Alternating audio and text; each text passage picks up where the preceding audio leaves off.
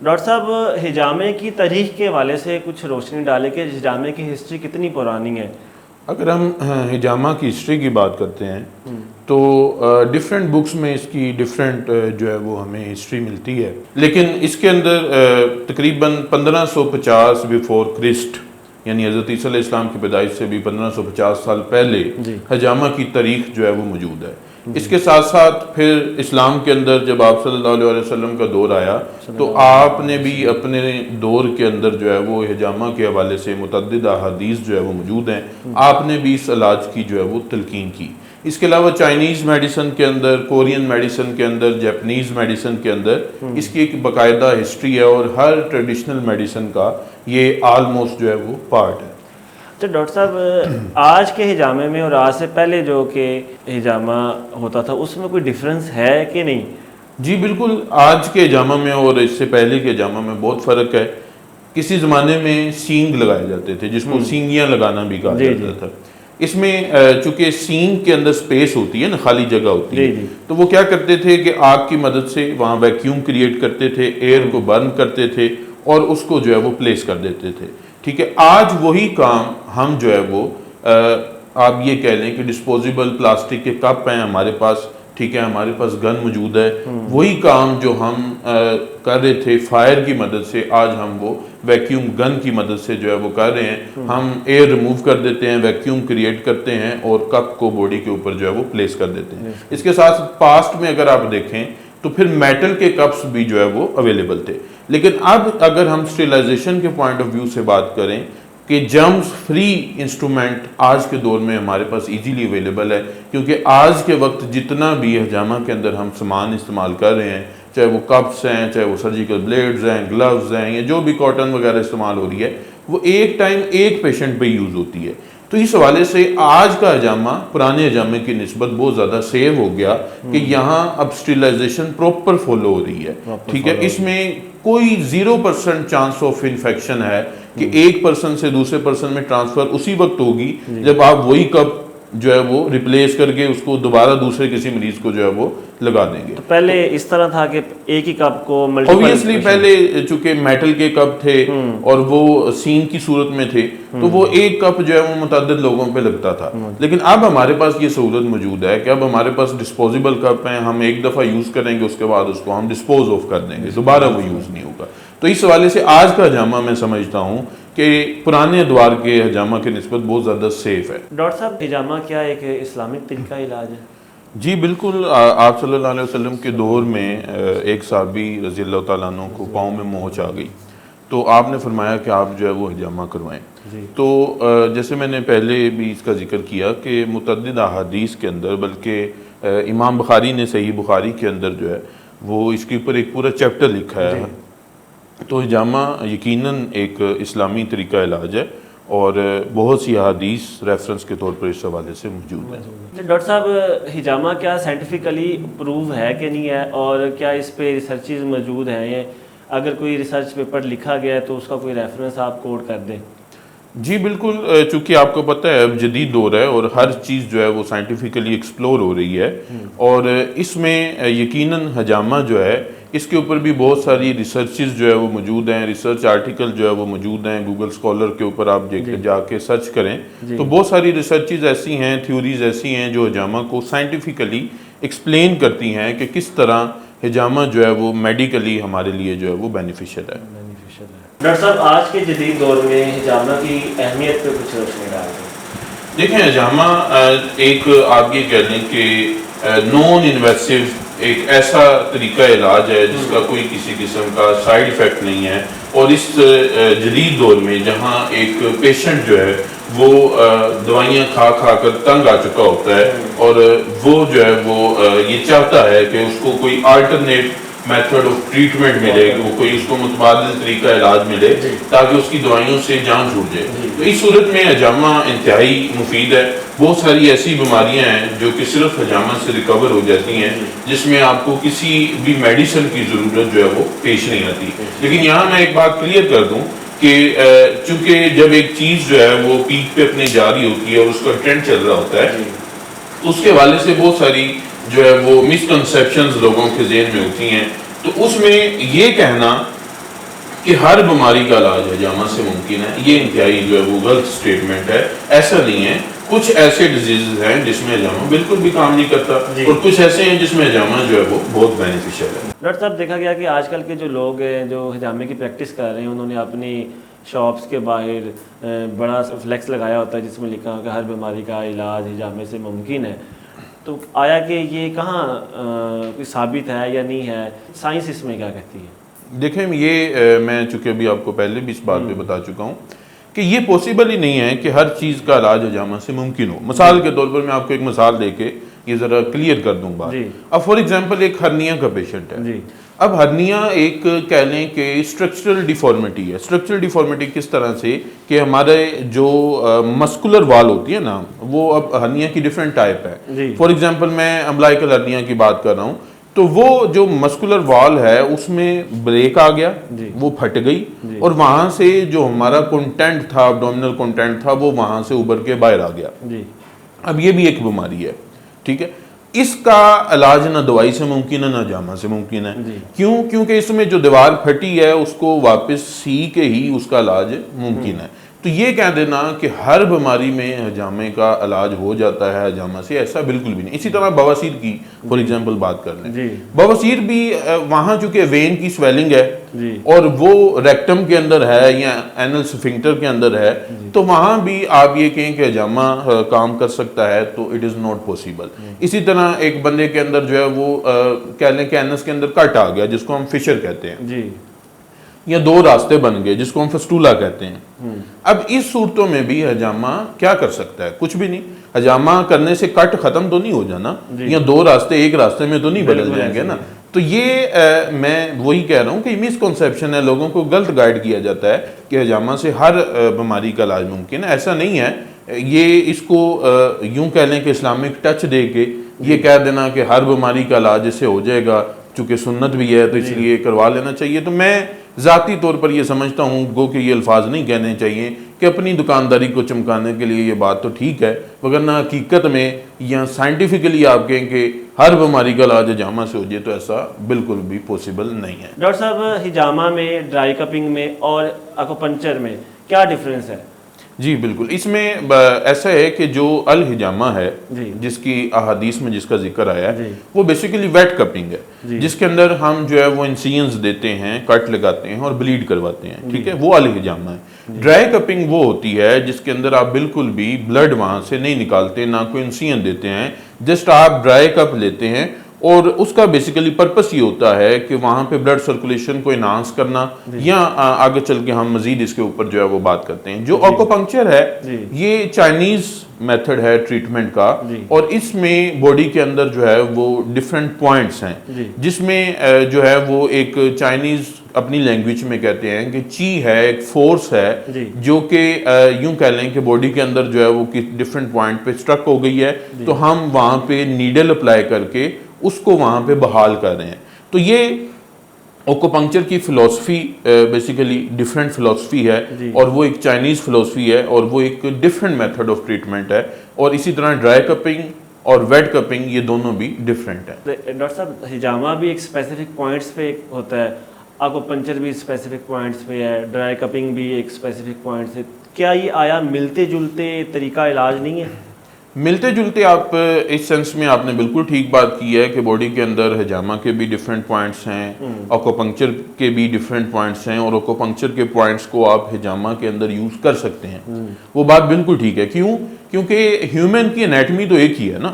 انسان کا دل کہاں ہے, جگر کہاں ہے, گردے کہاں ہیں, انسان کی معدہ کہاں ہے, یہ سارے جو آرگنز ہیں وہ تو ایک ہی انسان ہے, اور اسی کے اندر جو ہے وہ ڈفرینٹ پوائنٹس ہیں. تو پوائنٹ ہر ٹریٹمنٹ کے اندر کامن ہو سکتے ہیں. آپ اوکوپنکچر کی بات کریں, اوکوپریشر میں بھی یہی پوائنٹس ہوں گے. تو پوائنٹس جو ہے ان کا کامن ہونا یہ کوئی بات نہیں ہے, کیونکہ ہیومن باڈی ہے, ایک انیٹمی ہے, اور اسی کے اوپر جو ہے وہ ہم نے ٹریٹمنٹ کرنا ہے. لیکن اگر آپ فلسفی کے حوالے سے دیکھیں تو یہ دونوں چیزیں جو ہیں وہ ٹیکنیکلی ڈفرینٹ ہیں اور ڈفرینٹ وے آف ٹریٹمنٹ ہیں.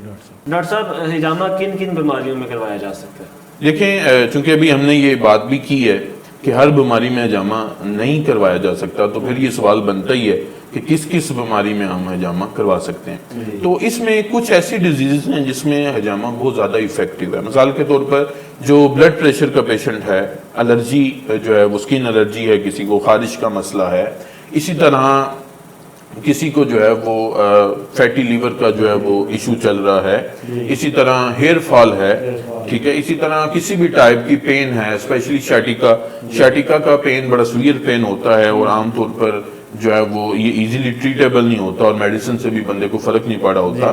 تو ہر قسم کی پین کے اندر, الرجی کے اندر, ہیئر فال کے اندر, ایکنی کے اندر, ٹھیک ہے, اور یوں سمجھ لیں خارش کے اندر جو ہے, یہ وہ چند ایک ٹاپ آف دی لسٹ جو ہے وہ آپ کہہ سکتے ہیں کہ بیماریاں ہیں جس کے اندر حجامہ جو ہے وہ بہت زیادہ افیکٹو ہے. ڈاکٹر صاحب مشہور زمانہ ایک مت ہے حجامہ کروانا اور کسی کو خون عطیہ کرنا یہ ایک جیسا ہے.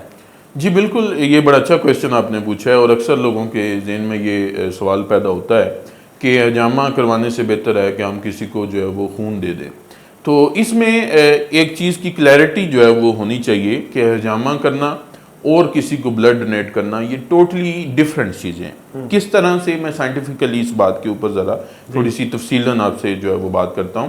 اس میں یہ دیکھیں کہ ہم جب کسی کو بلڈ ڈونیٹ کرتے ہیں تو ہم اپنی وین کے ذریعے جو ہے وہ بلڈ دوسرے جو ہے وہ پیشنٹ جس کو چاہیے اس کو ہم ڈونیٹ کر رہے ہوتے ہیں, تو ہماری وین سے جو ہے وہ بلڈ اس بندے کو جو ہے وہ جا رہا ہوتا ہے. اب ہم اگر حجامہ کر رہے ہیں تو حجامہ کے اندر ہم بلڈ نہ وین سے لیتے ہیں نہ آرٹری سے, ٹھیک ہے. ہماری جسم میں جو چھوٹی چھوٹی خون کی نالیاں ہوتی ہیں جو بال جتنی باریک ہوتی ہیں جن کو بلڈ کیپلریز کہتے ہیں, ہم اس کو رپچر کرتے ہیں اور بیسیکلی اس کا مقصد یہ ہوتا ہے کہ جو ہماری باڈی کے سیلز ہیں جس کو خلیہ کہا جاتا ہے ان کے بیل اکٹھا ہوا ہے, وہ ہم جب پمپ کریں گے, پریشر اپلائی کریں گے, اس نیگیٹو پریشر کی وجہ سے وہ ویسٹ وہاں سے باہر آ جائے گا بلڈ کے ساتھ, ٹھیک ہے.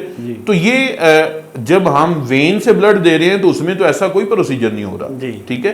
اور یہ بات سائنٹیفکلی پروون ہے کہ اگر ایک ہی پرسن کا آپ بلڈ لے لیں وین سے اور اسی بندے کا آپ حجامہ سے خون نکال لیں, ان دونوں کا کمپیریزن کر لیں, ہیماٹولوجیکل کمپیریزن مشینوں کے ذریعے, لیب کے ذریعے آپ کمپیریزن کر لیں, تو آپ کو یہ بات میں سائنٹیفکلی بتا رہا ہوں کہ یہ بات ثابت شدہ ہے کہ جو ہم بلڈ لے رہے ہیں کپنگ کے ذریعے, حجامہ کے ذریعے, اس بلڈ کے اندر یوریا, یورک ایسڈ, کولیسٹرول, اس کے علاوہ جو ٹرائیگلیسرائڈز ہیں, یہ جو ویسٹ سبسٹانسز ہیں جس کی ایکیومولیشن سے باڈی کے اندر بیماریاں پیدا ہوتی ہیں, یہ والی سبسٹانسز حجامہ کے ذریعے نکالے گئے خون میں زیادہ ہوتی ہیں, اور یہ سائنٹیفکلی پروون بات ہے, ٹھیک ہے.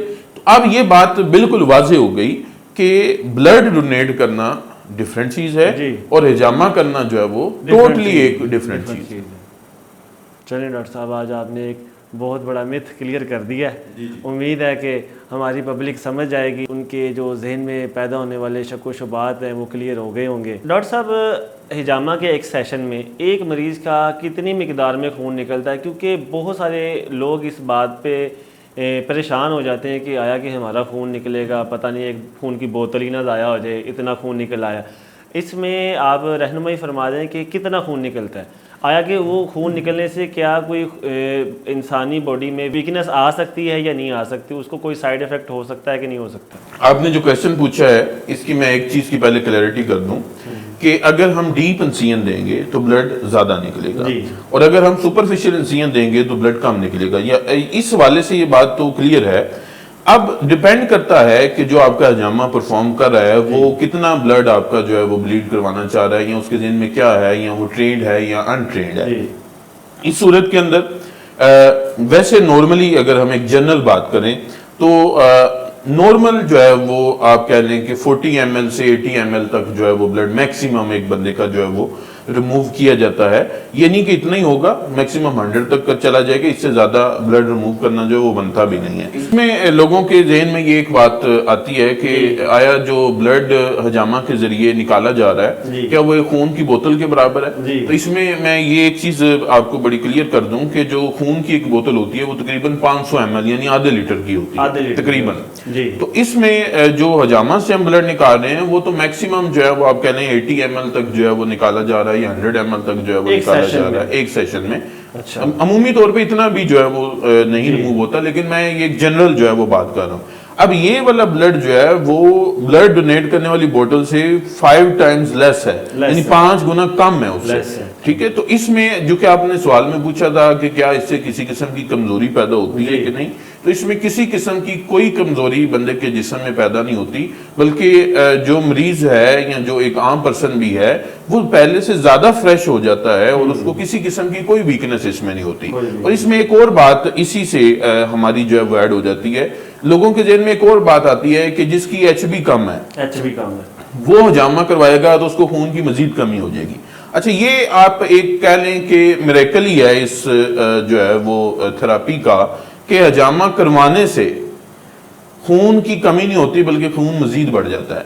تو اس میں میں یہ ریکمینڈ، اور اس حوالے سے بھی ریسرچ جو ہے وہ موجود ہے، یہ میں خود سے بات نہیں کر رہا. اس صورت میں میں یہ ریکمینڈ کرتا ہوں کہ جس بندے کی ایچ بی جو ہے وہ 7 تک بھی ہے وہ بھی حجامہ کروا سکتا ہے، اس میں کسی قسم کا کوئی ایسا ایشو نہیں ہے. اگر کروانے کے بعد وہ اپنی ایچ بی جو ہے وہ مہینے بعد یا 15 دن بعد جو ہے وہ چیک کروا لے تو وہ اس میں جو ہے وہ ڈفرنس دیکھے گا، یعنی پہلے سے بہتر ہی ہوگی اس کی ایچ بی. تو کسی کی ایچ بی بہت لو ہے یا کوئی بہت پہلے ہی ویک ہے یا بہت بوڑھا شخص ہے تو اس میں تو ہمیں احتیاط کرنی ہے. ٹھیک ہے، لیکن یہ ایک جنرل کہنا کہ جی ہماری ایچ بی 9 ہے 10 ہے تو کیا حجامہ ہم کروا سکتے ہیں، تو بالکل آپ حجامہ کروا سکتے ہیں، اس میں کوئی کسی قسم کا ایشو نہیں. ڈاکٹر صاحب کیا حجامے میں گندا خون ہی نکلتا ہے کیونکہ صاف خون بھی جسم سے نکلتا ہے؟ یہ آپ نے بڑا انٹرسٹنگ کویسچن پوچھ لیا ہے، اور اس کے حوالے سے تو ایک لمبی چوڑی تفصیل بنتی ہے کہ حجامے سے کیا گندا خون نکالا جاتا ہے. تو اس کے اوپر بڑی ڈیبیٹ ہو سکتی ہے. گندا خون سے کیا مراد ہے؟ کیا ایک بندے کے جسم کے اندر گندا خون موجود ہے؟ اس میں ایک تو یہ بات ہے کہ ہماری باڈی کے اندر ایک آکسیجنیٹڈ بلڈ ہوتا ہے، ایک ڈی آکسیجنیٹڈ بلڈ ہوتا ہے. آرٹریز کے اندر آکسیجنیٹڈ بلڈ ہوتا ہے، وین کے اندر ڈی آکسیجنیٹڈ بلڈ ہوتا ہے. گندا خون ڈی آکسیجنیٹڈ بلڈ کو عام زبان میں کہا جاتا ہے. ٹھیک ہے، ہم نہ آرٹری کو ٹچ کرتے ہیں نہ وین کو، ہم بلڈ نکالتے ہیں کیپلری سے، تو اس میں آکسیجنیٹڈ بلڈ بھی ہوتا ہے، ڈی آکسیجنیٹڈ بلڈ بھی ہوتا ہے، وہ مکسچر ہو رہا ہوتا ہے وہاں پہ. ٹھیک ہے، تو یہ بات گندا خون اس حوالے سے نہیں ہوتی، ڈی آکسیجنیٹڈ بلڈ کے حوالے سے جو عام ذہنوں میں ہوتی ہے. پھر گندے خون سے مراد کیا ہے؟ کیا وہ جو ہے وہ پس والا خون ہے، اسی کو آپ گندا خون کہہ سکیں کہ وہ انفیکشیس بلڈ ہے؟ تو وہ بھی صورت میں نہیں ہے. تو یہاں یہ بات کلیئر کرنا ضروری ہے کہ خون گندا نہیں ہے. ٹھیک ہے، اس میں آپ یہ جو ٹرمینولوجی ایک لے مین لینگویج ہے کہ ہمارے ہاں جو مشہور ہو گئی ہے کہ ہر بندے کی زبان پہ یہ عام ہو گئی ہے کہ اس میں گندا خون نکالا جائے گا. اب ہم نے اس کو ٹیکنیکلی جو ہے وہ گندا خون کیا ہے، یہ بیسیکلی آپ اس کو یوں کہہ لیں کہ اس میں فاسد مادے جسم سے خارج کیے جاتے ہیں. فاسد مادے کون سے ہیں؟ جیسے ہم نے یہ پہلے بھی بات کی ہے کہ جب ہم حجامہ سے بلڈ نکال رہے ہیں تو اس میں وہ ویسٹ مٹیریل جو باڈی کے اندر ایکیومولیٹ ہوگا، جمع ہوگا تو وہ بیماری کا سبب بنے گا. ٹھیک ہے، وہ والا ویسٹ ہم بلڈ کے ساتھ جو ہمارے خلیات ہیں، جو ایکسٹرا سیلولر انوائرمنٹ ہے، وہاں سے نیگیٹو پریشر کے ذریعے باڈی سے ریموو کر رہے ہیں. وہ ویسٹ چونکہ بلڈ کے ساتھ نکل رہا ہے اس لیے اس بلڈ کے اندر وہ ویسٹ مٹیریل بھی موجود ہے جس کو گندا خون کہا جا رہا ہے عام لینگویج کے اندر. لیکن بیسیکلی وہ خون ہے جو فاسد مادوں سے، جو ویسٹ مٹیریل سے بھرا ہوا ہے. ڈاکٹر صاحب یہ جو گندا خون کا سائنسی نام کیا ہے؟ اس میں ویسٹ آپ یہ کہہ لیں کہ جس کے اندر جو ہے وہ ایکسٹرا سیلولر ویسٹ جو ہے وہ موجود ہے، وہ اس کو جو ہے وہ ہم نام دیں گے. اس میں سائنٹیفیکلی اس بلڈ کو ہم کیا کہہ سکتے ہیں، نہ تو ہم اس کو انفیکشیس بلڈ کہہ سکتے ہیں، ٹھیک ہے، ہاں ویسٹفل بلڈ بھی نہیں کہہ سکتے. وہ اس وجہ سے کہ ہم بلڈ جو ریموو کر رہے ہیں وہ بلڈ کا تو ویسٹ سے تعلق ہی نہیں ہے، وہ تو ہم کیپلری سے جو ہے وہ نکال رہے ہیں. جو ویسٹ ہے وہ تو آئی ایکسٹرا سیلولر انوائرمنٹ سے جو ہے وہ رہا ہے. تو ہم چونکہ انسینز دیکھتے ہیں، کیپلریز رپچر ہوتی ہیں، بلڈ اس ویسٹ کے ساتھ باہر آ جاتا ہے. ٹھیک ہے، تو اب اس کو ہم میڈیکلی کیا نام جو ہے وہ دے سکتے ہیں، تو ہم یہی کہہ سکتے ہیں بلڈ فل آف ویسٹ. ٹھیک ہے، یہ اس کو جو ہے وہ ٹیکنیکلی جو ہے وہ کہا جا سکتا ہے. اور اس کو میرے خیال میں کوئی ایسا نام اس کا بنتا نہیں ہے جو ہم اس کو جو ہے وہ دے سکیں. ڈاکٹر صاحب حجامے میں ایک کپ کتنی دیر تک لگا رہنا چاہیے؟ اچھا، اس میں جو ہے وہ ڈفرینٹ جو ہے وہ کہہ لیں کہ ایکسپیرینسز ہیں، جی لیکن جو ریسرچ ڈفرینٹ اویلیبل ہے ہمارے پاس، اس کے حوالے سے اگر ہم بات کریں تو 3 سے 5 منٹ کے لیے ایک کپ جو ہے وہ اپلائی کیا جاتا ہے، ٹھیک ہے، 3 سے 5 منٹ کے لیے انسینس دینے کے پہلے، اور جب آپ کٹ دے دیتے ہیں، مائکرو انسین دے دیتے ہیں 3 سے 5 منٹ اس کے بعد، ٹھیک ہے، تو یوں ٹوٹل جو ہے وہ آپ کہہ لیں 10 منٹ کے لیے کپ جو ہے وہ ایک جگہ، وہ پوائنٹ جہاں پہ آپ ہجامہ کر رہے ہیں وہاں پہ جو ہے وہ لگا رہتا ہے۔ ڈاکٹر صاحب اس کا کچھ میڈیکلی اسٹینڈرڈ سیٹ ہے یا یہ پہلے سے شروع سے چلتا آ رہا ہے جب سے ہجامہ کا؟ نہیں، یہ ڈفرینٹ ریسرچ پیپر کے حوالے سے میں نے آپ کو ایک ایوریج جو ہے وہ بتا دی ہے۔ اب یہ یہاں پہ یہ بات کلیئر ہو جائے کہ اگر ہم اس کو زیادہ دیر کے لیے اپلائی کیے رکھتے ہیں نا تو اس کا کوئی پرپس بھی نہیں بنتا۔ ہاں البتہ ایک اس کا جو ہے وہ کہہ لیں کہ سائیڈ ایفیکٹ آ جاتا ہے کہ اگر کپ زیادہ دیر تک اپلائی رہتا ہے اور زیادہ پریشر سے اپلائی رہتا ہے تو وہاں پہ بعد میں بلسٹر بن جاتے ہیں، چھالے بن جاتے ہیں، پانی والے چھالے وہاں پہ بن جاتے ہیں۔ اب اس صورت میں مریض جو آپ کے پاس فائدہ لینے آیا ہے وہ الٹا آپ سے نقصان لے کے جا رہا ہوتا ہے، اور ظاہری بات ہے وہ اس کے چھالے ریکور ہونے میں بھی پھر وہ اس کے اوپر کوئی آئنٹمنٹ اپلائی کرے گا، 2-4 دن لگ جائیں گے، وہ پینفل بھی ہوں گے، تو وہ الٹا آپ سے ایک جو ہے وہ تحفہ لے کے واپس جا رہا ہوتا ہے، ٹھیک ہے۔ تو اس لیے اس کا زیادہ دیر تک لگانے کا کوئی مقصد بنتا بھی نہیں ہے۔ تو اس میں ایوریج جو موجود ہے لٹریچر کے اندر جو اس کا ٹائم ہے، اور بنتا بھی ٹیکنیکلی یہی ہے کہ تقریباً 5 منٹ، آپ زیادہ سے زیادہ 7 منٹ کر لیں، ٹھیک ہے، تو 5 سے 7 منٹ آپ یوں کہہ لیں کہ آپ میکسیمم جو ہے وہ کپ کو اپلائی کریں گے، اس سے زیادہ آپ کو اپلائی کرنے کی ضرورت بھی پیش نہیں ہے۔ تو آپ نے کہا یہ چھالے بن جاتے ہیں، یہ اسی وقت چھالے بن جائیں گے یا کپ اتارنے کے بعد چھالے؟ اسی وقت چھالے بن جاتے ہیں، اسی وقت چھالے بن جاتے ہیں، اسی وقت آپ کے جو بلسٹرز ہیں اس کے اندر واٹر فل ہو جاتا ہے، وہ اپیئر ہو جاتے ہیں، تو اسی ٹائم مریض آپ کے بیڈ پہ ہے، اس کے اوپر جو ہے بلسٹر ڈیولپ ہوئے ہوتے ہیں۔ تو یہ ایک اس کا پھر سائیڈ ایفیکٹ آ جاتا ہے کہ اگر آپ نے زیادہ دیر تک اپلائی کیے رکھا اور اس کو زیادہ پریشر سے اپلائی کیے رکھا تو پھر سکن اس کا رسپانس کرتی ہے، تو اس میں جو ہے وہ بلسٹرز ڈیولپ ہو جاتے ہیں۔ تو ڈاکٹر صاحب پریشر کتنا ہونا چاہیے کپ میں جو ویکیوم ہم نے کریٹ کرنا ہے؟ دیکھیں یہ بات تو عوام الناس کے لیے تو نہیں ہے، ٹھیک ہے، یہ تو ان لوگوں کے لیے ہیں جو پریکٹیشنرز ہیں، ٹھیک ہے۔ تو یہ پریکٹیشنر جو ہوتا ہے، جو جامع پرفارم کر رہا ہوتا ہے، اس کو پتہ ہوتا ہے کہ میں نے جو ہے وہ کتنا اس کے اندر ویکیوم دینا ہے، پریشر کتنا اس کے اندر مینٹین کرنا ہے۔ اس میں میں ایک سادہ سی بات کر دیتا ہوں کہ اتنا نہ ہو کہ پیشنٹ کو پین فیل ہو رہی ہو، ٹھیک ہے، اگر پیشنٹ کو پین فیل ہو رہی ہے تو اس کو فوری ریموو کر دینا چاہیے، اور اتنا پریشر مینٹین کیا جانا چاہیے جس میں پیشنٹ پین فری ہو۔ ڈاکٹر صاحب جیسے ٹیکنالوجی اپنی عروج کو پہنچ رہی ہے، اسی طرح انسان ایکسرسائز کرنا چھوڑتا جا رہا ہے اور بیماریاں بڑھتی جا رہی ہیں، کینسر کے کیسز ڈے بائی ڈے زیادہ ہوتے جا رہے ہیں۔ آیا کہ کینسر کے مریض حجامہ کروا سکتے ہیں، ان کو کوئی فائدہ ہو سکتا ہے کینسر میں یا نہیں؟ جی یہ بھی آپ نے ایک انتہائی اہم سوال دوبارہ پوچھا ہے کہ کیا کینسر کا مریض جو ہے وہ حجامہ کروائے تو کیا اس کا کینسر ریکور ہو جائے گا؟ دیکھیں اس میں یہ بات بالکل کلیئر ہونی چاہیے کہ ہم یہ کلیم نہیں کر سکتے کہ کینسر جو ہے وہ حجامے سے ٹھیک ہو جائے گا، ٹھیک ہے۔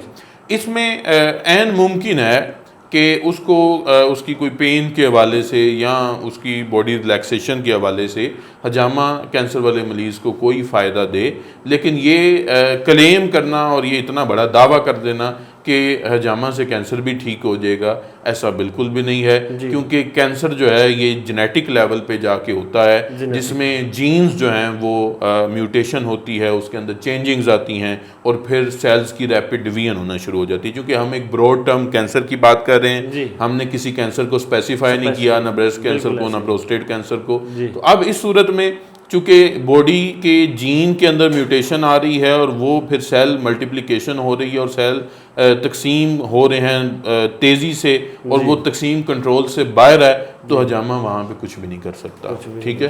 تو اس لیے یہ کلیم جو ہے نا وہ بالکل بھی نہیں بنتا کہ کینسر کا علاج حجامہ سے ممکن ہے۔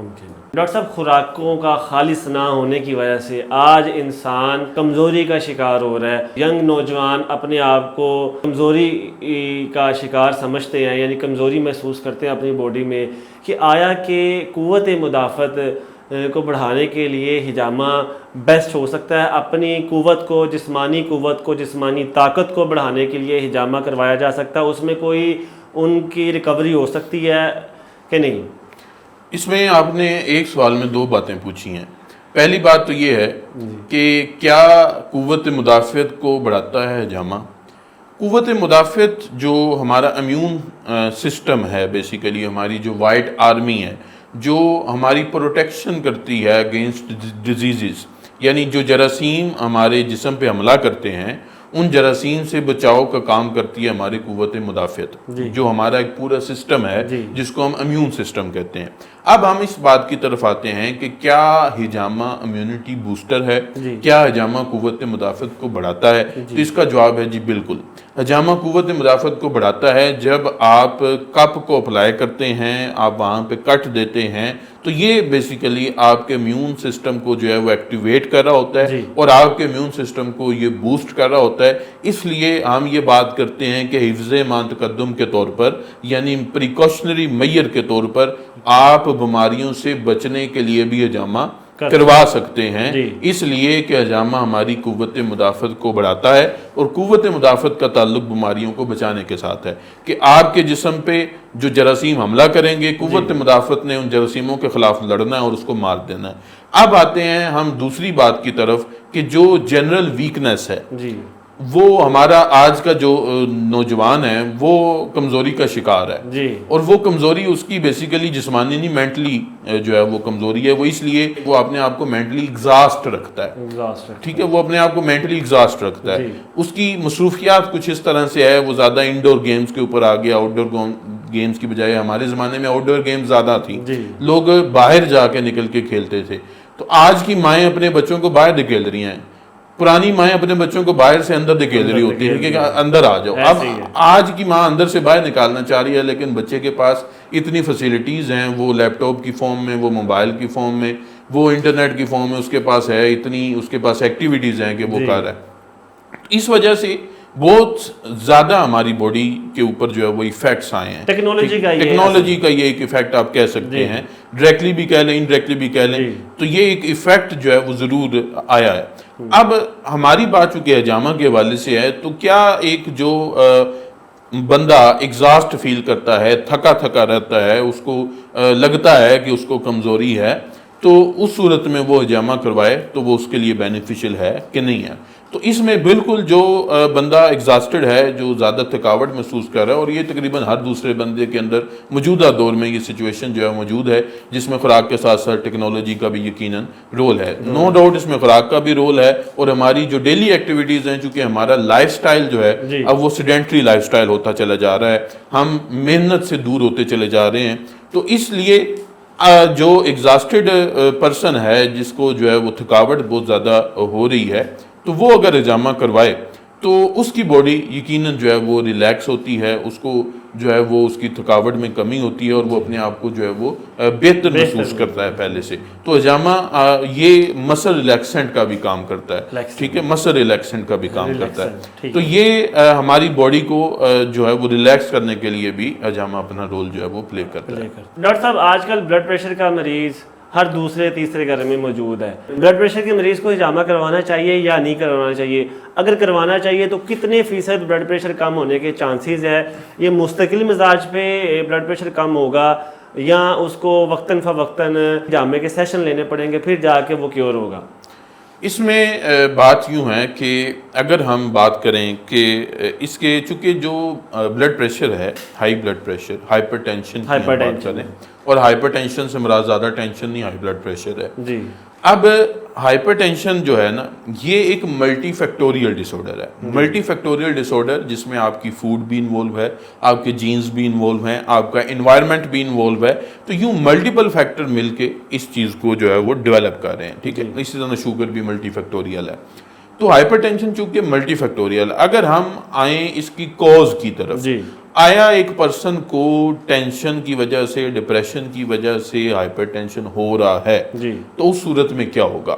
چونکہ ہجامہ جو ہے یہ بڑا اچھا اینٹی ڈپریسنٹ بھی ہے، جو ڈپریشن کے مریض ہیں وہ ہجامہ کروائیں تو وہ ان کے لیے بھی بڑا بینیفیشل ہوتا ہے، ٹھیک ہے۔ تو اگر وہ جو ہے وہ مریض جو ڈپریشن کی وجہ سے ہائپر ٹینشن کی طرف جا رہا ہے، تو اس صورت میں اس کا ڈپریشن ٹھیک ہوگا تو ہائپر ٹینشن بھی ٹھیک ہو جائے گا۔ دوسری بات کی طرف آتے ہیں، جسم کے اندر جب ٹرائیگلیسرائڈ، یوں آپ عام زبان میں کہہ لیں کہ جب چربی کی مقدار خون میں بڑھتی ہے تو اس صورت میں بھی بندے کا بلڈ پریشر جو ہے وہ بڑھتا ہے. تو یوں ٹرائیگلیسرائڈز کا، ایل ڈی ایل کا، کولیسٹرول کا بلڈ پریشر کے بڑھنے کے ساتھ بھی تعلق ہے. جی. اسی طرح ہم نے یہ بات کی کہ جو ہمارا ہجامہ ہے یہ خون کے اندر کولیسٹرول کی، ٹرائیگلیسرائڈز کی، لو ڈینسٹی لائپوپروٹینز یعنی کہ ایل ڈی ایل جس کو بیڈ کولیسٹرول بھی کہا جاتا ہے، اس کی مقدار کو کم کرنے کا بھی کام ہجامہ کرتا ہے. اب اس کیس میں اگر تو کوز ہائپر ٹینشن کا یہ ہے تو اس صورت میں بھی ہمارا مریض جو ہے وہ اس سے ٹھیک ہوگا. اچھا، اب ہم تیسری بات کی طرف آتے ہیں کہ ہجامہ کیسے بلڈ پریشر کو کم کرتا ہے. ابھی جو میں نے دو باتیں کی، ایک تو یہ اینٹی ڈپریسنٹ کا کام کرتا ہے، دوسرا یہ کولیسٹرول کو، ٹرائیگلیسرائڈز کو کم کر کے بلڈ پریشر کو کم کرتا ہے. تیسری بات یہ ہے کہ یہ بات سائنٹیفکلی پروون ہے کہ ہجامہ جو ہے یہ ویزو ڈائلیشن کرتا ہے. یہ ہماری بلڈ ویسل کو، خون کی نالیوں کو پھیلانے کا کام کرتا ہے. جب خون کی نالی پھیلتی ہے تو بلڈ پریشر الٹیمیٹلی جو ہے وہ کم ہو جاتا ہے. ٹھیک ہے. تو یوں یہ ہجامہ جو ہے یہ نائٹرک آکسائڈ گیس کو، چونکہ یہ بظاہر تو سمپل پروسیجر ہے لیکن جب ہم کپ لگاتے ہیں، کٹ دیتے ہیں، اس کے نیچے جو پروسیجر چل رہا ہے کہ اس میں وہ نائٹرک آکسائڈ گیس وہ اینڈوتھیلیل فیکٹر ہے، وہ اینڈوتھیلیل سیلز کو سٹیمولیٹ کرتا ہے. اینڈوتھیلیل سیلز نائٹرک آکسائڈ گیس کو ریلیز کرتے ہیں. میں اس کو پورا پاتھ وے نہیں آپ کو بتا رہا کیونکہ یہ عوام الناس کے لیے باتیں اور ان کے لیے سمجھنا بھی، یہ اتنی بات سمجھنا بھی بہت مشکل ہو جائے گا کہ وہ خون کی نالیوں کو وہ گیس پھیلانے کا کام کرتی ہے اور یوں ہجامہ خون کی نالیوں کو پھیلا کے بلڈ پریشر کو کم کرتا ہے. چوتھی بات اب یہ ہے کہ جب ہم ہجامہ اپلائی کرتے ہیں تو وہ ہمارے نروس سسٹم کے اوپر بھی ایکٹ کرتے ہوئے، اور اس کی بھی پوری سائنس جو ہے وہ موجود ہے. ٹھیک ہے. تو ہاں ہمارے نروس سسٹم کے اوپر ایکٹ کرتے ہوئے بھی ہجامہ جو ہے وہ بلڈ پریشر کو کم کرنے کا کام کرتا ہے. تو یوں میں نے یہ 4 فیکٹر کے اوپر جو ہے وہ بات کی ہے کہ ان چاروں طرح سے ہجامہ ہمارے بلڈ پریشر کو کنٹرول کرنے میں مدد دیتا ہے. تو ہائی بلڈ پریشر کے مریض کے اندر یقیناً ہجامہ جو ہے وہ فائدہ مند ہے ہر حوالے سے. اگلا سوال آپ کا یہ تھا اسی کے اندر کہ بلڈ پریشر جو ہے وہ کتنا کم ہوگا. جی ٹھیک ہے. تو اس میں یہ بات میں نے اپنی پریکٹس کے اندر جو ہے وہ دیکھی ہے.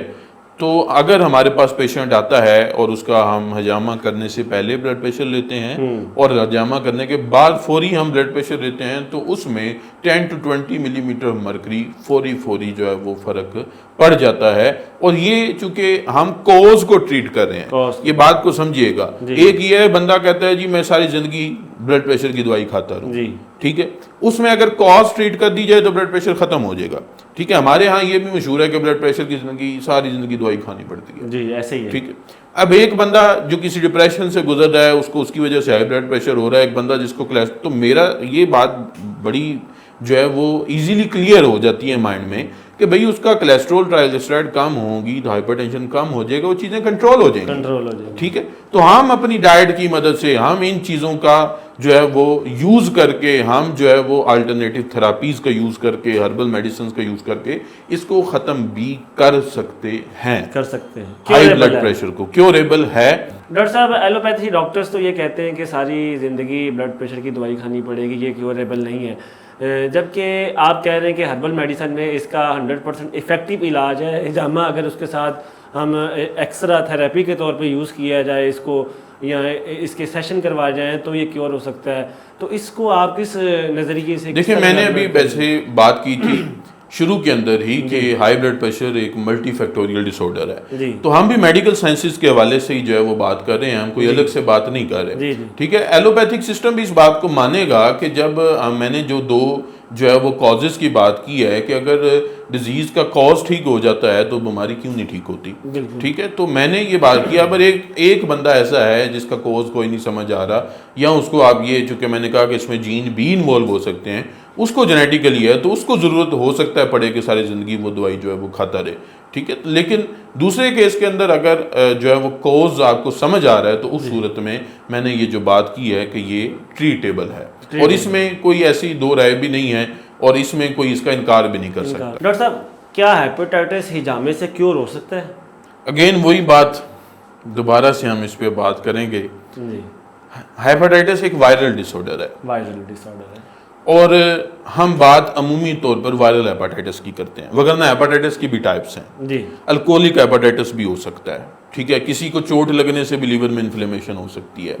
ہم یہاں پہ جو آپ نے کوشچن کیا وہ وائرل ہیپاٹائٹس ہے, چونکہ عمومی طور پر ہمارے یہاں وائرل ہیپاٹائٹس کی بات کی جاتی جی ہے. ایسے ہی. اب چونکہ یہ وائرس سے پھیلتا ہے اور اس کی ٹائپس ہیں, ہیپاٹائٹس اے ہے, بی ہے, سی ہے, ڈی ہے, ای ہے, ہیپاٹائٹس جی ہے, جی بھی ہے, جی بھی ہے, ایف بھی ہے. اب یہ سارے اس کے وائرسز ہیں. جی. ٹھیک ہے, ایف کے والے چونکہ زیادہ ہمارے پاس ڈیٹا بھی اویلیبل نہیں ہے تو اس کے اوپر بات نہیں ہوتی. اب یہ جو ڈیفرنٹ ہیپاٹائٹس کی ٹائپ ہیں وہ ڈیفرنٹ وائرسز سے ہیں. جی. ایک دماغ کے اندر بات آتی ہے کہ کیا ہجامہ وائرس کو کل کر دے گا؟ بالکل کر دے گا. نہیں ڈاکٹر صاحب یہ تو آپ بتائیں گے نا. نہیں, آپ کے ذہن میں کیا آتا ہے کہ ہم ایک بندے کا خون نکال رہے ہیں جی, اس کو کٹ دے کے, جی, تو اسے اس کا وائرس مر جائے گا؟ ڈاکٹر صاحب وائرس تو نہیں مرے گا, وائرس باہر نکل سکتا ہے جس طرح آپ نے ابھی. وائرس باہر بھی نہیں نکل سکتا. اچھا, وائرس باہر بھی نہیں. وائرس نے جگر پہ اٹیک کیا ہوا ہے. ٹھیک ہے. جگر کے اوپر سے تو ہم بلڈ نکال نہیں رہے, اور نکال بھی لیں گے تو وہ پورے جگر میں پھیلا ہوا ہے, اس کو کیسے آپ ٹھیک کر لیں گے؟ تو یہ بات ٹیکنیکلی یہیں پہ بات کلیئر ہو جاتی ہے کہ کپ لگانے سے وائرس نے باہر نہیں آ جانا. نہیں آنا. ٹھیک ہے. تو ایسے ہی ان چکروں میں پڑنے سے اپنا, اگر کسی کو ہیپاٹائٹس لانگ ٹرم رہے گا, اور یہ بڑا سیریس ایشو ہے. جی. یہ لوگوں کو یہ بات سمجھنی چاہیے. ہمارے جو اطباء ہیں وہ بھی یہ بات, چونکہ بہت سے اطباء بھی اس کو سنیں گے, تو ہمیں صرف سپورٹیو ٹریٹمنٹ کے طور پر آپ کر لیں, جی, لیکن وہ بھی بڑا سینسٹیو ہے, اس لیے کہ آپ نے جہاں پہ ہجامہ کرنا ہے, جن انسٹرومنٹ سے کرنا ہے, پھر آپ کا پروپر اس کا ویسٹ کا ٹریٹمنٹ آپ کو کرنا پڑے گا, کیونکہ آپ انفیکشیس ماحول میں جو ہے وہ پھر اگلے بندے کو بھی ٹریٹ کر رہے ہوں گے. بالکل ایسے ہی ہے. تو وہ ایک یہ بڑا سینسٹیو ہے ہجامہ کے حوالے سے. میں ہیپاٹائٹس والے پیشنٹ کو ہجامہ ریکمینڈ نہیں کرتا, اس وجہ سے کہ وہ بڑا سینسٹیو ہے. اور ہیپاٹائٹس سے مراد یہاں پہ ہیپاٹائٹس بی اور سی ہے. بی اور سی ہے. اے والے کو, ای والے کو, ڈی والے کو آپ کر رہے ہیں تو وہ ایک الگ چیز ہے, وہ تو پہلے ڈائگنوز ہو تو پھر ہے نا, وہی ہے نا. لیکن یہاں چونکہ بی اور سی ہمارے یہاں زیادہ ہے اور خطرناک بھی وہی ہے. جی. باقی تو ریکور ہو جاتے ہیں 14 دن کے اندر, انہوں نے لانگ ٹرم چلنا ہوتا ہے. تو یہ جو پیشنٹ ہے وہ صرف اس بات پہ اکتفا کر لے کہ میں نے ہجامہ کروا لی ہے, اب مجھے علاج کی ضرورت نہیں ہے, کیونکہ یہ سنت علاج ہے, اسلام میں بھی موجود ہے. یہ غلط ہے. یہ غلط ہے. جب تک مریض کا پی سی آر نیگیٹو نہیں ہو جاتا, وہ ٹریٹمنٹ چاہے ایلوپیتھک ہو, چاہے ہومیوپیتھک ہو, چاہے ہربل ٹریٹمنٹ, یہ چیز اس کو کلیئر کرنا ضروری ہے, کیونکہ یہی مریض کل کو لیور کینسر کا شکار ہو جائے گا, یہی مریض کل کو لیور سیروسس کی طرف چلا جائے گا. تو یہ مریض کو بھی اور طبیب کو بھی سمجھنا ضروری ہے کہ ہم نے پی سی آر, چونکہ اب دور ہے جدید, پی سی آر ہمارے پاس ٹیسٹ اویلیبل ہے, ہم وہاں سے اندازہ لگا لیتے ہیں کہ وائرس کون سا ہے, اس کا لوڈ کتنا ہے, اویلیبل ہے, ڈیٹیکٹڈ ہے, نو ڈیٹیکٹڈ ہے. تو یہ چیزوں کا خیال رکھ کے ہمیں جو ہے وہ چلنا چاہیے. تو ہیپاٹائٹس کے حوالے سے بالکل بھی ہجامہ ٹریٹمنٹ نہیں کر سکتے. کالا پیلا دونوں میں نہیں کرنا چاہیے. پیلے میں تو ایک الگ بات ہے, ٹھیک ہے, لیکن کالا یرکان جس میں ہیپاٹائٹس بی اور سی کو ہم کنسیڈر کر رہے ہیں, اس میں یہ بالکل بھی جو ہے وہ کالے میں تو ریکور نہیں ہوگا. پیلا تو ویسے ہی چونکہ میں نے ابھی بات کی کہ 14 دن میں ریکور ہو جاتا ہے, وہ بندہ پانی زیادہ پیے, جوسی زیادہ پیے, کچھ بھی نہ کرے. ہمارے ہاں تو لوگ ہار پہن لیتے ہیں, بالکل پہنتے ہیں, وہ ہار پہنتے ہیں, وہ 14 دن میں اس نے ویسے ہی ٹھیک ہونا ہوتا ہے. وہ سمجھتے ہیں کہ اس کے اندر جو اس کی یوں سمجھ لیں کہ وہ لکڑیاں سی جو ہیں وہ ڈرائی ہوتی ہیں, تو وہ ہار خود ہی لمبا ہونا شروع ہو جاتا ہے. اب لوگوں نے سٹوری یہ کریٹ کر لی ہے کہ وہ جی ناف تک آ جائے گا تو ہمارا ہیپاٹائٹس ریکور ہو جائے گا. وہ کچھ بھی نہ کرے, کوئی ہار بھی نہ پہنے, وہ صرف پانی پیے, جوسیز لے, اپنے جگر کا بوجھ کم کر دے, 14 دن میں وہ ویسے ریکور ہو جائے گا. ڈاکٹر صاحب وہ عموماً دم کروا کے پہنتے ہیں, کہ آیا کہ دم سے بھی ہیپاٹائٹس یہ جو اے آئی ریکور ہو جائے گا؟ دیکھیں یہ تو وہ یہ جو ہمارے ہاں ایک بات ہے نا کہ پیر کامل کا یقین کامل. جی, تو اس میں تو میں ڈاکٹر صاحب آپ کے ساتھ ہوں. تو وہ جس کا یقین کامل ہوتا ہے وہ ٹھیک ہو جاتا ہے. باقی اس سے کوئی انکار نہیں ہے کہ اللہ تعالیٰ کا جو کلام ہے اس میں یقیناً طاقت بھی ہے, شفا بھی ہے, بالکل ایسے, ٹھیک ہے. لیکن میں اس ڈرامے بازی کی بات کر رہا ہوں. دم کرواتا ہے ضرور کروائے, لیکن ہار کا خشک ہونا اور ناف تک آ جانا اور پھر ہیپاٹائٹس کا ریکور ہو جانا یہ ایک سٹوری ہے. ٹھیک ہے. اور اس کے حوالے سے ہم بات کر رہے ہیں کہ ایسا نہیں ہے, ایسا نہیں, آپ دم ضرور کروائیں, آپ خود دم کر لیں, خود نماز پڑھ لیں, وہ آپ کا خود ہی دم ہو جائے گا. آپ ویسے ہی ہم یہ بات کر رہے ہیں کہ فلوئڈ انٹیک آپ بڑھا دیں, جوسز انٹیک آپ بڑھا دیں, فیٹی چیزوں کو بند کر دیں, آپ 14 دن میں ویسے خود ہی ریکور ہو جائیں گے. اور اس میں آپ میڈیسنز کا بھی سہارا لینا چاہتے ہیں چونکہ اس میں وومٹنگ وغیرہ کی کیفیت بھی ہوتی ہے, تو وہ بھی ساتھ جو ہے وہ سپورٹڈ میڈیسن جو بھی آپ کا فزیشین ہے وہ آپ کو ریکمینڈ کر دے. لیکن یہ والی جو چیز ہے ایسا نہیں ہے جیسے عوام الناس میں مشہور. اگر ہجامہ کروانا ہے پیلے یرکان والے مریض نے تو کتنی بار کروائے؟ لیکن وہ اس میں پھر وہی بات ہے کہ ہجامہ ڈائریکٹلی اس کے ایل ایف ٹیز کے اوپر کوئی زیادہ اثر نہیں کرے گا.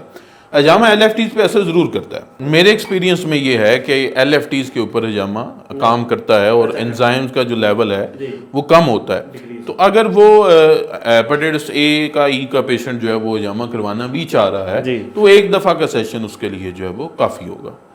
اس میں کتنے کپ ڈاکٹر صاحب لگائے جائیں؟ اس میں لیور کے پوائنٹ ہی ہم جو ہے وہ ہوں گے تو اس میں 5 کپ یا 6 کپ جو ہے وہ میکسیمم لیور کے پوائنٹ پہ, لیور کے پوائنٹ ہی اس میں یوز ہوں گے. ڈاکٹر صاحب آٹو امیون ڈیزیزز کیا ہے؟ آٹو امیون ڈیزیزز ایلوپیتھی تو یہ بات کہتی ہے کہ آٹو امیون ڈیزیزز کا ابھی تک علاج ممکن ہی نہیں ہے, دریافت ہی نہیں ہوا. تو مجھے یہ بھی بتا دیں کہ اس میں اگر کسی کو آٹو امیون ڈیزیز ہے اس کو ہجامہ کروانا چاہیے یا نہیں کروانا چاہیے, وہ ریکور ہو سکتا ہے یا نہیں ہو سکتا, یہ بتائیں. آٹو امیون ڈیزیز اس کو پہلے سمجھ لیں کہ یہ ڈیزیز ہے کیا. یہ ایسی بیماری ہے یا ایسی بیماریاں ہیں جس کے اندر آپ کی اپنی قوت مدافعت جو آپ کے وائٹ بلڈ سیلز ہیں یہ آپ کی اپنی باڈی کے اوپر اٹیک کر دیتے ہیں. اب اس میں ایک جیسے کامن ہم اگزامپل لے لیتے ہیں, اس کی بہت ساری ٹائپس ہیں آٹو امیون ڈیزیز کی, لیکن جو ذرا کامن ہے ہمارے ہاں وہ ریوماٹائڈ آرتھرائٹس جس کو عام زبان میں گنٹھیا بھی کہا جاتا ہے. اس میں بیسیکلی کیا ہوتا ہے کہ جو آپ کے وائٹ بلڈ سیلز ہیں یہ آپ کے اپنے ہی جوائنٹس کے اوپر اٹیک کر دیتے ہیں. تو وہ جوائنٹس کی ڈسٹرکشن یعنی اس کے جوڑوں کے اندر سوزش کر دیتے ہیں, اس کی توڑ پھوڑ شروع کر دیتے ہیں. اب یہ کوئی باہر سے فیکٹر نہیں آ رہا بلکہ آپ کے اپنے ہی وائٹ سیلز, آپ کی اپنی باڈی کی امیونٹی آپ کی اپنی باڈی کے اوپر اٹیک کر دیتی ہے. اب اس صورت میں جیسے آپ نے بات کی کہ اس کا کوئی ٹریٹمنٹ نہیں ہے, جسٹ مینجمنٹ ہے.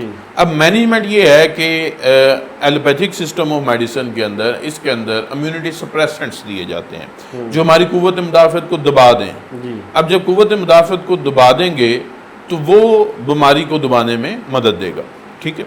اب ہم دوسری بات کی طرف آتے ہیں کہ کیا ہجامہ اس بیماریوں کے لیے, ایسی بیماری کے لیے سوٹیبل ہے, کیا اس کا کوئی فائدہ ہے یا نہیں. اب جو ہجامہ ہے یہ کیا کرتا ہے, یہ یوں سمجھ لیں کہ پیوریفیکیشن کا عمل کرتا ہے. ٹھیک ہے. یوں سمجھ لیں کہ یہ آرٹیفیشل کڈنی کا کام کرتا ہے, یہ ویسٹ مٹیریل کو باڈی سے ریموو کرنے کا کام کرتا ہے. اب اس حوالے سے ایک یہ پورا ایک ریسرچ پیپر اس کے اوپر موجود ہے کہ ایلوپیتھک کے اندر یہاں ایک کہہ لیں کہ ایک ٹیکنیک ہے جس کو کہا جاتا ہے پلازما فیریسس. اچھا, پلازما فیریسس میں کیا ہوتا ہے, یہ آٹو امیون ڈیزیزز کے اندر پرفارم کی جاتی ہے یہ ٹیکنیک.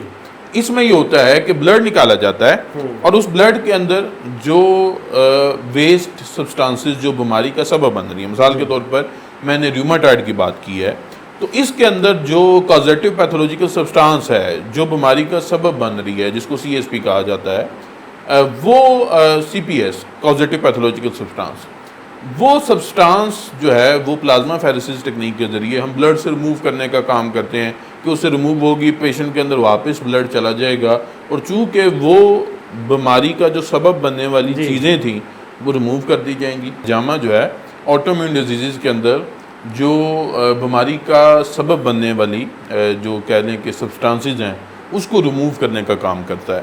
تو اس لیے آٹو امیون ڈیزیزز کی مینجمنٹ میں یقیناً ہجامہ جو ہے وہ ایک امپورٹنٹ رول پلے کر سکتا ہے, اس کو ویسٹ سبسٹانسز کو ریموو کرنے کے حوالے. ڈاکٹر صاحب, شوگر کا مریض ہر دوسرے گھر میں آج کے دور میں موجود ہے اور اس میں ڈے بائی ڈے زیادتی ہوتی جا رہی ہے. آپ یہ رہنمائی فرمائیں کہ جو شوگر کے مریض ہیں وہ ہجامہ کروانے سے شوگر کو کنٹرول کر پائیں گے یا نہیں کر پائیں گے؟ دیکھیں, اس میں شوگر کے بڑھنے کی وجوہات میں اگر ہم بات کریں تو ہمارا لائف سٹائل ایڈجسٹ اور ہماری فوڈ ہے جی اور اس وجہ سے دن بدن شوگر کے مریض بڑھ رہے ہیں.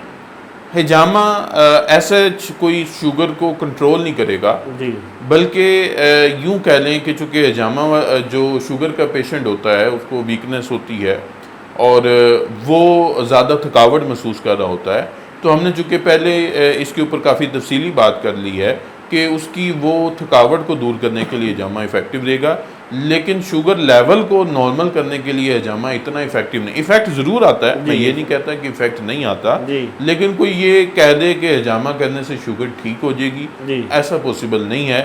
البتہ یہ تھوڑی بہت جو ہے وہ اس کی شوگر کنٹرول کرنے میں ہجامہ جو ہے وہ ضرور ہیلپ کرتا ہے, تھوڑی بہت بس کنٹرول ہوگی, پراپر اس کا علاج نہیں ہے ہجامہ. ڈاکٹر صاحب ہجامے کے ایک سیشن میں کتنے میکسیمم کپ لگوا سکتے ہیں؟ اس میں دیکھیں بات یہ ہے کہ ہجامے کے ایک سیشن کے اندر ڈیپینڈ کرتا ہے کہ آپ نے کس پرپس کے لیے ہجامہ کروانا ہے, جی لیکن یہ ضروری نہیں ہے کہ آپ جو ہے وہ زیادہ سے زیادہ کپ لگوائیں.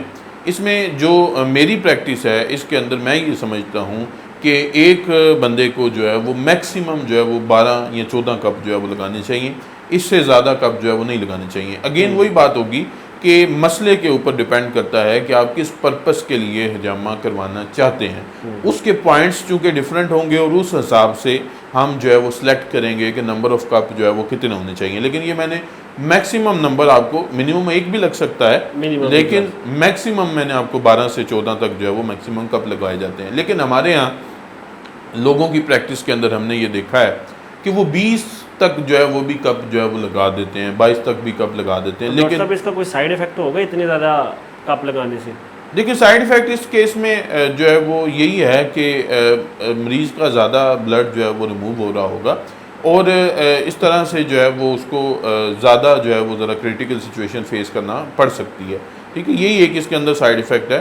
لیکن میں یہ سمجھتا ہوں کہ ویسے ڈفرینٹ ریسرچز کے اندر بھی یہ چیز جو ہے وہ بات لکھی ہوئی ہے کہ میکسیمم جو ہے وہ 12 سے 14 کپ جو ہے وہ بہت ساری ڈیزیز کو بھی اگر آپ کمبائن کریں اور ان کے پوائنٹس کے حوالے سے اگر آپ ہجامہ کرنا چاہ رہے ہیں تو یہ اتنے کپ کافی ہوتے ہیں. اتنے کپ کافی ہیں. ٹھیک ہے ڈاکٹر صاحب, ہجامہ کروانا کن لوگوں کے لیے نقصان دہ ثابت ہو سکتا ہے؟ جی, اس میں خاص طور پہ جو ہے وہ بہت چھوٹی عمر کے جو بچے ہیں, ٹھیک ہے, جو بہت زیادہ عمر کے لوگ ہیں, 60 سال سے زیادہ عمر کے لوگ ہیں, اس میں یہ نہیں کہتا کہ وہ ان کا ہجامہ بالکل نہیں کر سکتے. یہ ہے کہ ان کی کنڈیشن کو دیکھتے ہوئے فزیشین نے یہ فیصلہ کرنا ہے کہ آیا ان کا ہجامہ کیا جائے یا نہ کیا جائے. اس میں جو کنٹرا انڈیکیشن ہے جس میں ہمیں بالکل بھی نہیں کرنا چاہیے وہ پریگنینسی ہے. پریگنینسی کے اندر جو ہے وہ ہمیں ہجامہ جو ہے وہ نہیں کرنا چاہیے. اسی طرح کسی کو بلیڈنگ ڈس آرڈر ہے, جیسے ہیموفیلیا کا ایک پیشنٹ ہے جس کو ایک کٹ لگتا ہے اس کے بعد بلیڈنگ نہیں رکتی, تو ایسے مریض کو اگر آپ ہجامہ کر دیں گے تو وہ تو اس کے لیے الٹا جو ہے وہ سر درد بن جائے گا. تو جس کو بلیڈنگ ڈس آرڈر ہے, خون کی شدید کمی ہے, شدید کمی سے مراد یہ ہے کہ اس کی ایچ بی بہت ہی کم ہے, ٹھیک ہے, اس میں لیس دین 7 کہہ لیں آپ کہ وہ ہے, تو اس میں آپ ہجامہ جو ہے وہ نہ کریں. ٹھیک ہے, اسی طرح جو ایسا مریض جو دل کی دوائیاں کھا رہا ہے, خون پتلی کرنے والی دوائیاں, ایسے مریض کو بھی آپ خون پتلا کرنے والی دوائیاں اس کی جو ہے اگر آپ نے ہجامہ کرنا بھی ہے تو اس کو جو ہے وہ وقتی طور پہ روک دیں اور پھر اس کا ہجامہ کریں. اگر وہ بلڈ تھنر لے رہا ہے تو اس کا ہجامہ کریں گے تو اس میں یہ چانس ہے کہ بلیڈنگ جو ہے وہ زیادہ ہو جائے. ٹھیک ہے, تو ان صورتوں میں جو ہے وہ ہجامہ نہیں. اسی طرح کسی کی بون فریکچر ہو گئی ہے تو فریکچر کے اوپر آپ نے ہجامہ اپلائی نہیں کرنا. اس میں ایک اور چیز ایڈ کر دوں, ہو سکتا ہے کہ طبیہ میری اس بات سے اتفاق نہ کریں, لیکن میں اپنے حوالے سے اس کو ایکسپلین کرنے کی بھی کوشش کروں گا کہ ایک بندہ ہے جس کو ڈیپ وین تھرومبوسس ہے. اچھا, یہ کیا ہوتی ہے کہ وین کے اندر جو ہے وہ خون کا کلوٹ بن جاتا ہے. ٹھیک ہے, اب یہ اکثر لوگوں کو مسئلہ آتا ہے کہ خون کا کلوٹ بن گیا ہے ٹانگ کی وین کے اندر اور وہ اس کا ہجامہ کروانا چاہتے ہیں. میں یہ کہتا ہوں کہ اگر آپ اس پیشنٹ کا ہجامہ کرتے ہیں اور جہاں پہ کلوٹ ہے, چونکہ ڈوپلر الٹرا ساؤنڈ کے اندر یہ آ رہا ہوتا ہے کہ کہاں پہ کلوٹ ہے, وہاں پہ آپ کپ اپلائی کرتے ہیں, تو میری ذاتی رائے یہ ہے, اور یہ ایسا ممکن بھی ہے کیونکہ جو ڈیپ وین تھرومبوسس کا پیشنٹ ہوتا ہے نا, اس میں جو ہے مساج منع کیا جاتا ہے. کیا مساج نہیں کریں گے, مالش نہیں کریں گے اس کے اوپر, کیوں؟ کیونکہ وہ جو خون کا لوتھڑا وہاں پہ جمع ہوا ہے وہ ٹوٹ سکتا ہے، اور اگر وہ ٹوٹ جائے تو وہ انتہائی خطرناک ہے. وہ آپ کے دل میں جا سکتا ہے، دماغ میں جا سکتا ہے، پھیپھڑوں میں جا سکتا ہے، آپ کی موت کا سبب بن سکتا ہے. تو میرا یہ ذاتی رائے یہ ہے کہ اگر ہم ڈیپ وین تھرومبوسس کے مریض کو اس کا جو واقعی مسئلہ ہے اس کے اوپر ہم حجامہ کر دیتے ہیں تو وہ اس کے تھرومبس کو ایمبولس میں، یعنی اس کے خون کے لوتھڑے کو توڑ کے اس کو وہ خون کی سرکولیشن میں لے آئے گا، اور وہ اس کے لیے انتہائی خطرناک ہو جائے گا. ٹھیک ہے، تو اس صورت میں بھی حجامہ میرا یہ ذاتی رائے ہے کہ نہیں کرنا چاہیے. اگر آپ نے کرنا بھی ہے تو آپ ڈائریکٹ اس پوائنٹ کو سلیکٹ نہ کریں، اس کو آپ چھوڑ کے کسی اور جگہ پہ جو ہے وہ حجامہ کرنا چاہتے ہیں تو وہ کر لیں، لیکن ڈائریکٹ اس پوائنٹ کو جو ہے وہ آپ. تو یہ وہ تمام صورتیں ہیں، مزید اس میں ہو سکتی ہیں، لیکن جنرلی یہ وہ تمام صورتیں ہیں جس کے اندر جو ہے وہ حجامہ نہیں کرنا چاہیے. ڈاکٹر صاحب حجامہ کون سی ڈیٹ کو کروانا چاہیے؟ اسلامک ڈیٹ کے علاوہ اور جو حدیث میں دن آئے ہیں ان دنوں کے علاوہ بھی حجامہ کروایا جا سکتا ہے؟ جی بالکل، حجامہ سال کے 12 مہینے اور ہر مہینے کے ہر دن اور ہر دن کے ہر ٹائم میں کروایا جا سکتا ہے. اس میں کوئی وقت یا دن یہ ہم تعین نہیں کر سکتے اس کا کہ ہم نے انہی طریقوں میں ہی کرنا ہے. البتہ ایک حدیث کے اندر اس کے حوالے سے ذکر ضرور موجود ہے کہ چاند کی 17، 19 اور 21 تاریخ کو حجامہ جو ہے وہ لگوانا چاہیے. اب اس میں آپ یہ کہیں کہ ایک پیشنٹ جو ہے وہ اس کو شاٹکا ہے اور درد سے چیخ رہا ہے، اور اس کو وہ چاند کی پہلی تاریخ کو جو درد ہے اور وہ 17 تاریخ کا جو ہے وہ آ کے انتظار کرے، تو ایسا کرنے کی ہرگز بھی کسی کو ضرورت نہیں ہے. حجامہ وہ کسی دن بھی کسی وقت بھی کروا سکتا ہے. البتہ اب یہ بات کرنا کہ چاند کی 17، 19 اور 21 کو کیوں آخر ایسا جو ہے وہ ہے، تو اس میں اگر ہم سائنٹیفکلی تھوڑی سی بات کریں تو مون گریوٹی کا اس میں تھوڑا سا ایفیکٹ ہوتا ہے کہ مون گریوٹی ہماری باڈی کے اوپر جو ہے وہ ایفیکٹ کر رہی ہوتی ہے، اور اس میں حجامہ کے اندر کچھ رول ہو سکتا ہے. لیکن یہ ہرگز ضروری نہیں ہے کہ ہم نے صرف انہی طریقوں میں جو ہے وہ حجامہ کروانا ہے، اس کے علاوہ نہیں کروانا. حجامہ کسی بھی دن کسی بھی طریق کو کروایا جا سکتا ہے. ڈاکٹر صاحب حجامے کے دوران جو انسیجن دیے جاتے ہیں، کٹ لگائے جاتے ہیں بلیڈ سے، اس سے کتنا کو درد محسوس ہوتا ہے؟ آپ اس بات پہ تھوڑی سی روشنی ڈالیں کہ کتنی کو درد ہوتی ہے، اور وہ زخم جو کٹ آتے ہیں وہ کتنی دیر میں انہیل ہو جاتے ہیں؟ جی بالکل، اس میں یہ لوگوں کو ایک کنسرن ہوتا ہے کہ حجامہ کتنا پینفل ہے. تو اس میں ایک انجیکشن سے جتنی درد ہوتی ہے حجامہ سے بالکل اتنی درد ہوتی ہے. اور جہاں تک کٹ کی بات ہے، یہ جو انسیجن ہم دیتے ہیں یہ بالکل مائکرو انسیجن ہوتے ہیں، یہ سپرفیشل ہوتے ہیں، یعنی جلد کی سب سے اوپر والی تہ اس کو ہم رپچر کرتے ہیں، وہ ڈیپ نہیں ہوتے. ٹھیک ہے، اگر کوئی ان پروفیشنل بندہ کر رہا ہے تو وہ ہو سکتا ہے ڈیپ لگا دے، لیکن اصولی طور پہ وہ سکن کی سب سے اوپر والی تہ کو ہم نے رپچر کرنا ہے. صرف وہ جو بیریئر ہے اس کو پیچھے ہٹانا ہے اور نیچے سے نیگیٹو پریشر دے کے ویسٹ نکالنا ہے. ٹھیک ہے، تو اس میں چونکہ ہم نے بالکل سپرفیشل لیئر کو جو ہے وہ ہم نے رپچر کرنا ہوتا ہے، تو اس میں ہیلنگ جو ہے وہ فوری طور پہ ہو جاتی ہے. ٹھیک ہے، جیسے آپ شوگر کے مریض کو آپ دیکھتے ہیں کہ آپ اس کو پرک کرتے ہیں لینسٹ کے ساتھ اور وہ 1 منٹ میں ہیل ہوا ہوتا ہے. ٹھیک ہے، ایسے ہی جیسے ہم کپ اتارتے ہیں تو اس میں دوبارہ بلیڈنگ جو ہے وہ نہیں ہوتی. ٹھیک ہے، اور باقی جہاں تک نشان کی بات ہے کہ وہ بلیڈز کے نشان ہیں یا کب، تو 2 سے 3 دن کے اندر وہ بھی نشان سارے بالکل جو ہے وہ کلیئر ہو جاتے ہیں. وہ کسی قسم کی باقیات وہاں پہ جو ہے وہ نہیں رہ جاتی نشان کی بھی، وہ بالکل کلیئر ہو جاتی ہے اسکن. ڈاکٹر صاحب ان نشانات کو ختم کرنے کے لیے کوئی لیکوڈ، کوئی اسپیسیفک کوئی چیز ہے کہ اسی وقت کوئی اس کے اوپر مساج کر دیا جائے کسی چیز کا؟ دیکھیں، نشانات کو ختم کرنے کے حوالے سے تو بالکل ضرورت ہی نہیں ہے کہ اس نے خود بخود ختم ہو جانا ہے. اس لیے ہمیں اس کے اوپر کوئی آئنٹمنٹ، کوئی کریم، کوئی آئل ریکمینڈ کرنے کی ضرورت نہیں ہے. البتہ کچھ حجامہ والے جو لوگ ہیں جو حجامہ کی پریکٹس کرتے ہیں وہ اس کے اوپر اولیو آئل اپلائی کرتے ہیں. تو اولیو آئل، زیتون کا تیل جو ہے وہ جو کٹ پہ اپلائی کیا جاتا ہے، وہ اولیو آئل کی اپنی اینٹی سیپٹک پراپرٹی ہے. اینٹی سیپٹک پراپرٹی کا مطلب یہ ہے کہ جراثیم کش جو ہے وہ رول رکھتا ہے جسٹ جراثیموں کو مارنے کے لیے، اور اس کا جو جہاں پہ کپ لگایا اگر اس میں تھوڑا سا کڑاؤ ہے تو اس کو ریلیکس کرنے میں اس کا رول ہو سکتا ہے. نشانات کو ختم کرنے کے حوالے سے بھی اس کا کوئی رول نہیں ہے. شہد کو بھی لگاتے دیکھا گیا ہے کہ جب حجامہ کرنے کے بعد حجامہ جس جگہ پہ ہوا اس پہ جو پریکٹیشنر ہے وہ شہد کا استعمال کرے. ڈاکٹر صاحب وہ کیوں شہد کا استعمال؟ دیکھیں اگین وہی بات ہے کہ شہد جو ہے وہ اینٹی بایوٹک ہے. اینٹی بایوٹک، شہد کی یہ پراپرٹی ہے کہ وہ اینٹی بایوٹک ہے. تو اگین شہد بھی یہاں پہ جراثیم کش کے طور پر کام کر رہا ہوگا اور اس کا ایسا کوئی رول نہیں ہے. ٹھیک ہے. ڈاکٹر صاحب ایک صحت مند آدمی کو حجامہ کروانا چاہیے یا نہیں کروانا چاہیے کہ صرف بیمار آدمی ہی حجامہ کروا سکتا ہے؟ جی ایک صحت مند آدمی جو ہے اس کو بھی بالکل حجامہ کروانا چاہیے. اگر وہ باڈی کو ریلیکس کرنا چاہتا ہے, اپنی قوت مدافعت کو بڑھانا چاہتا ہے, اور جیسے میں نے کہا کہ حفظ ماہ تقدم کے طور پر, پریکاشنری میئر کے طور پر بیماریوں سے بچنے کے لیے, دل کی بیماریوں سے یا ویسے بیماریوں سے بچنے کے لیے بھی حجامہ جو ہے وہ کافی افیکٹو ہے. تو اگر کوئی شخص جو ہے وہ ویسے ہی اپنا جو ہے وہ حفظ ماہ تقدم کے طور پر, پریکاشنری میئر کے طور پر حجامہ کروانا چاہتا ہے تو وہ ضرور کروا سکتا ہے. بلکہ ہر شخص کو یہ چاہیے کہ وہ سال میں کم از کم ایک دفعہ جو ہے وہ حجامہ ضرور کروا. ایک صحت مند آدمی جس کو کسی قسم کا جی بالکل, ہم صحت مند کے ہی حوالے سے بات کریں.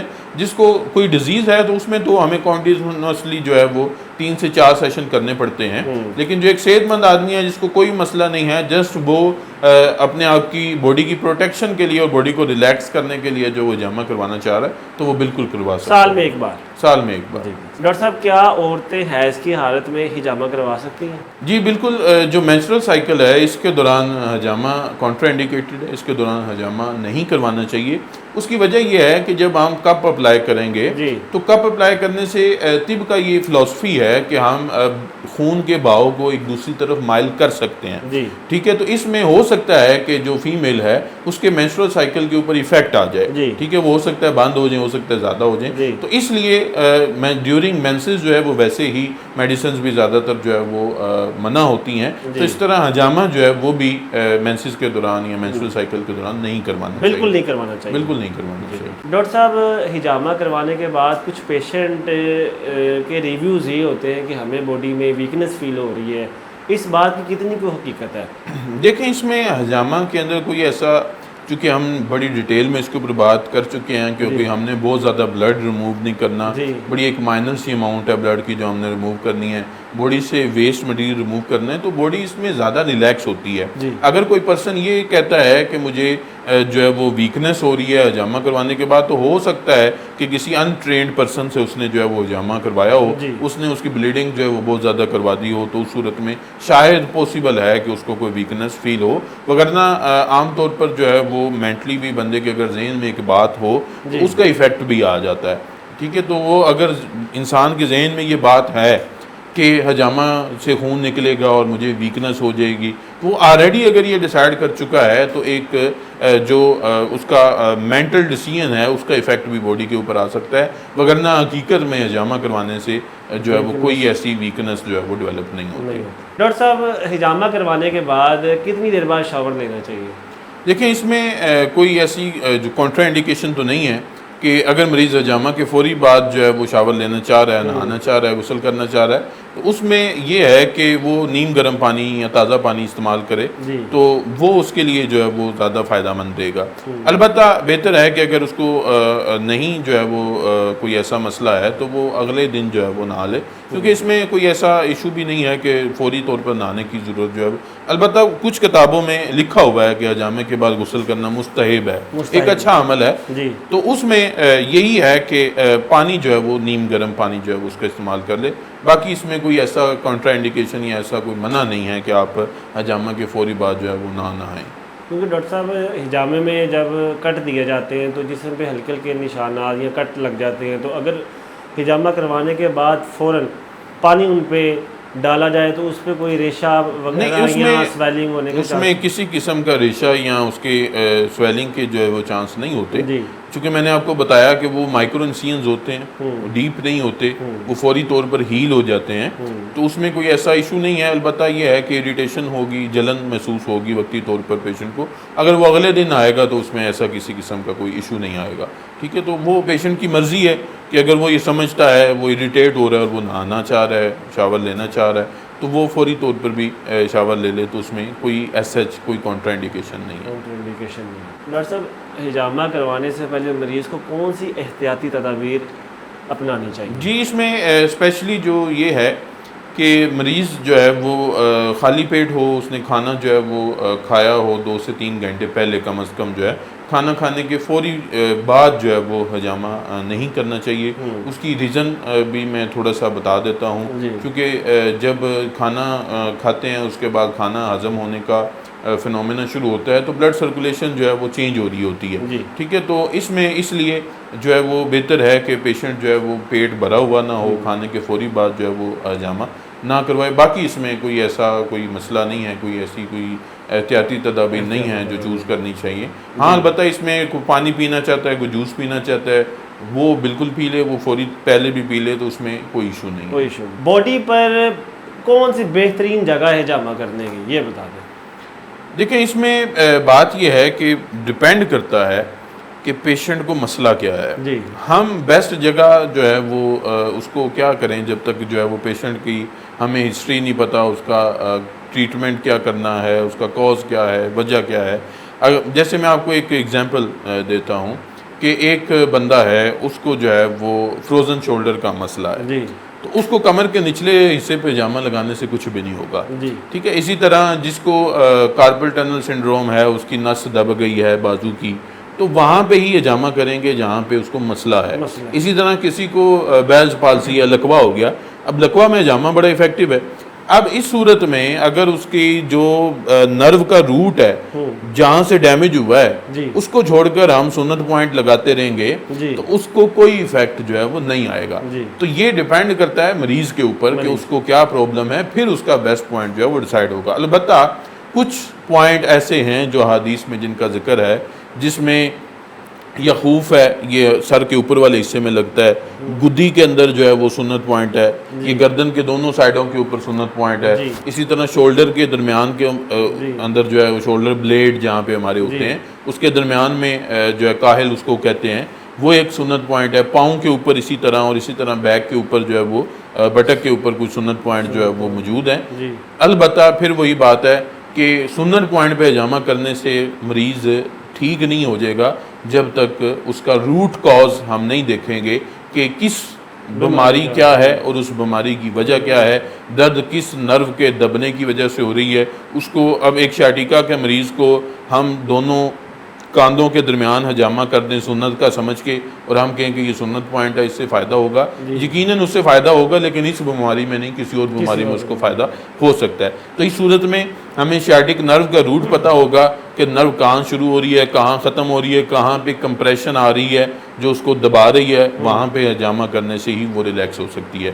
تو یہ آپ کی بات جو ہے وہ کہ کون سی جگہ بیسٹ ہے باڈی کی حجامہ کرنے کے لیے، یہ ویری کرتا ہے، یہ ڈیپینڈ کرتا ہے پیشنٹ ٹو پیشنٹ کہ کسی کو پرابلم کیا ہے. اس کے بعد پھر تھراپسٹ، فزیشین، ڈاکٹر جو ہے وہ ڈیسائیڈ کرے گا کہ میں نے اس کو کس پوائنٹ کے اوپر حجامہ کرنا ہے. ڈاکٹر صاحب باڈی کے فرنٹ پہ حجامہ کرنا چاہیے بیک پہ؟ دیکھیں دونوں جگہ پہ حجامہ ہو سکتا ہے، اس میں کوئی کسی قسم کا ایشو نہیں ہے، لیکن یوزلی زیادہ تر بیک کو جو ہے وہ استعمال کیا جاتا ہے. لیکن اس کا مطلب یہ نہیں ہے کہ فرنٹ پہ حجامہ نہیں ہو سکتا، فرنٹ پہ بھی حجامہ کیا جا سکتا ہے.